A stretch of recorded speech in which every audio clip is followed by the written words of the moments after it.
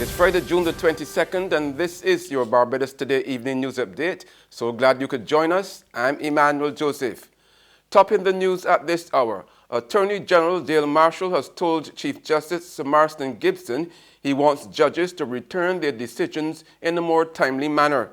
Warning that the long delays could rob litigants of justice, Marshall said he would move the earth to ensure these judicial officers are provided with the tools to make their jobs easier. Speaking at the end of a tour of temporary court facilities located in the new King Garden St. Thomas Police Complex this afternoon, the Attorney General cautioned that if the court system was not going to work in the interest of all Barbadians, then the country could simply wait for anarchy to set in. I have to say, Chief, that I look forward to us being able to find a mutually satisfactory regime which will see judges delivering decisions in a more timely fashion. I have spoken about this repeatedly at Parliament, and I am still in Parliament, and therefore I hold true to my complaints then. Judges have been taking very long to deliver decisions, and I accept that in many instances there are outside influences, and there are some things I know that have been done to try to bring those along, but we've always obeyed and followed the mantra that justice delayed is justice denied. The Attorney General also announced that the Supreme Court complex on White Park Road, which had been closed due to environmental problems, should be ready to reopen by year end. He said the remedial work, which has turned out to be more challenging than expected, will cost some $2 million. But in the meantime, the temporary criminal court will move to the police complex at King Garden on Monday, while the civil section will be sited at Manor Lodge St. Michael, currently under construction. And President of the Barbados Bar Association, Liesl Weeks, who has been complaining about attorneys losing business due to the closure of the Supreme Court on White Park Road, welcomed government's action to open temporary criminal court facilities next week. We are heartened that there is going to be some movement in at least the criminal jurisdiction soonest. From the AG's comments, this is to happen from next week, and we're very pleased that we're going to have that movement, because it is a major concern of the bar that we can't have accused matters tried in a timely manner, particularly those persons who are on remand. It is in their interest and in pursuit of their constitutional right that they have access to justice, and we're happy that that is going to restart as soon as next week. In relation to the civil aspect of things, it's unfortunate that we can't start as we had previously hoped, which was the 20th of June, and that goalpost is shifting a little bit. We do know that in trying to find solutions, sometimes other issues may crop up, and so you can't meet the deadlines that you hope to meet. We do think, however, that there are some ameliorating recommendations that have been made that we would like to see taken up, because it would allow for some movement in the matters that are before the court. In other news now, President of the Clement Payne Movement, David Comissiong, is proposing the creation of a people's partnership to support the government's negotiations with the International Monetary Fund and to help chart a new way forward for the economy. He says it's a grassroots network which should not be confused with the social partnership. According to Comissiong, the organization will be more people-based and will consist of youth organizations, fisherfolk, vendors, cultural workers, artists, academics, credit unions, cooperatives, women's organizations, service clubs, and other groups. He argues that while the Mia Motley-led administration will lead the IMF talks, ordinary Barbadians should not sit back and leave it to the government. Comissiong insists that Barbadian people are capable of building an economy that is locally owned and people-based.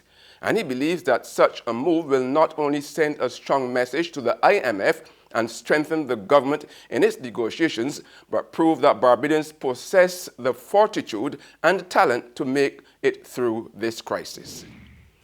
The principal of the University of the West Indies Cayfield campus is anticipating a major increase in enrollment numbers of Barbadians following government's plan to resume paying the full tuition costs of students.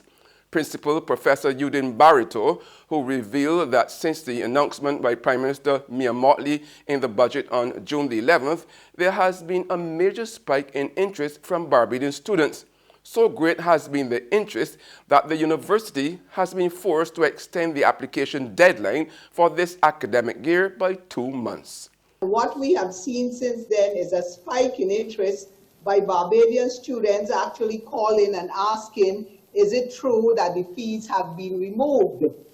The numbers to date, comparatively speaking, for this period today compared to last year, 1,565 Barbadian students had applied. By today's date, 1,536 Barbadian students have applied. So there's a marginal reduction of approximately 2%. But in the last week, the numbers have started to go up. And we think it is a matter of the penetration and saturation of that information.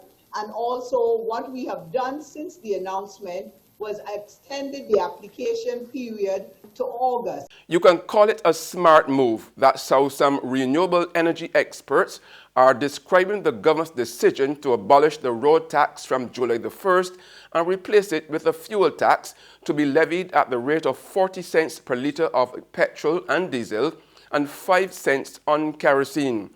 On the sidelines of a CARICOM exhibition today, Simon Richards, Managing Director of Mega Power, says it's a move in the right direction, noting that Barbados already has 300 electric vehicles on the road.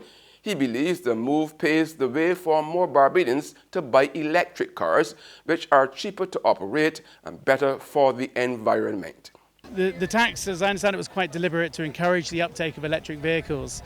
It's normal in developed countries to encourage change, and you need fiscal incentives. In this case, it's been removing the road tax from all vehicles and applying a fuel tax to the most polluting. So if you've got an efficient car, you can be going paying less. If you've got a dirty big V8 and doing the most pollution on the island, you're going to be paying the most. So the dirtiest cars are going to be subsidizing the cleanest cars. At the same time, Program Manager in CARICOM's Energy Division, Devon Gardner, stayed clear of endorsing the government's move. He, however, told Barbados Today there is no mistaking the need for regional governments to encourage its citizens to fully embrace renewable energy. Globally, one of the understanding is that you really want to encourage your country and your society towards what we call eco-efficiency. You want to promote efficiency, and you therefore typically try to encourage your citizens and your society to become more efficient and to promote those things that are more cost-effective and efficient for the society. And if it is that we are talking about electric vehicles perhaps being something that is going to lead to greater efficiencies in terms of how we utilize the fossil energy that is already existing, and also allows us to introduce renewable energy into the transport sector, then maybe the tax might be beneficial in respect to driving the society towards a much more, what we could call, green and efficient transport sector. In sports now, Kensington Oval is set to host the first ever day-night test match in the region tomorrow. The Windies will go up against Sri Lanka in the third test of their current series. West Indies lead the series against Sri Lanka 1-0. Organizers are hoping to entice West Indian fans to come out, since the first two matches in Trinidad and St. Lucia were poorly attended. There's regional and international news after this short break.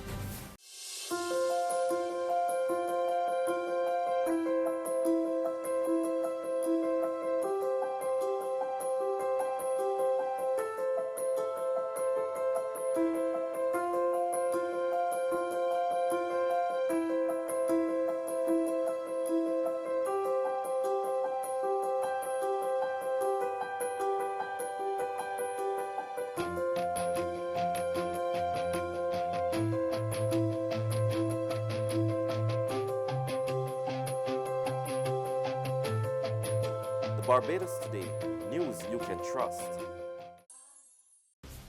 Welcome back with news from the region now. There are positive signs that the Trinidad and Tobago economy has turned the corner. So says the Central Bank Governor Alvin Hilaire as he released the 2017 Financial Stability Report. Some good news about the economy, as the Central Bank's Financial Stability Report 2017 is out, and it says TNT's economy is stable We have seen the numbers. We looked at the numbers, and you know why. Gas production since August 2017 has been up, and it is seeming to be a good increase, a solid increase that will persist for a while.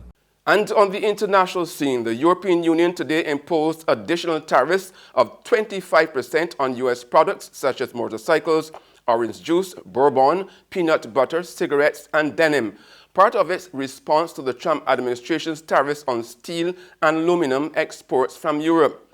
European Commission President Jean-Claude Juncker said Washington's decision to impose tariffs on Europe goes not only against fair trade, but defies logic and history. EU trade officials have described the U.S. tariffs on steel and aluminum as illegal. The bloc has also filed a formal complaint at the World Trade Organization. That's news and sports, but for the very latest, visit our website at www.barbadostoday.bb. You can also subscribe to our e-paper, email updates, or like us on Facebook, and sign up for our breaking news alerts via WhatsApp. We are also on Izumi Media in bus terminals, as well as screenplay at supermarkets and gas stations near you. You can also hear us on Mix 96.9 FM. I'm Emmanuel Joseph. Have a fantastic weekend.